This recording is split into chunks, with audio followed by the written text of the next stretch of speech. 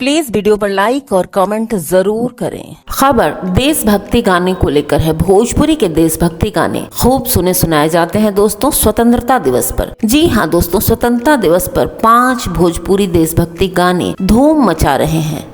Million से ज्यादा views पा चुके हैं। आज से 78 साल पहले इसी दिन हमारे देश को आजादी मिली थी। देश भर में इसको लेकर जश्न का माहौल है। इसी बीच स्कूल और बाजारों में देशभक्ति गाने सुनने को मिलते हैं। खास बात यह है कि इस साल भोजपुरी की कई देशभक्ति गीत काफी ट्रेंडिंग में रहे, जिसमें से एक तो पवन सिंह ने खुद गाया है। पवन सिंह और खेसारी लाल यादव समेत तमाम बड़े सिंगरों की भोजपुरी देशभक्ति से सुर्खियों में रहा ये पूरा 15 अगस्त। इस स्वतंत्रता दिवस पर लोगों ने 5 भोजपुरी देशभक्ति गीत को खूब सारा प्यार दिया। दोस्तों, हमार देशवा महान। हर साल स्वतंत्रता दिवस पर पवन सिंह के इस देशभक्ति गाने को खूब प्यार मिलता है। ये भोजपुरी फिल्म माँ तुझे सलाम का गाना है। यूट्यूब पर इस गाने का व्यूज 7 मिलियन के आसपास है दोस्तों। तिरंगे के सम्मान में।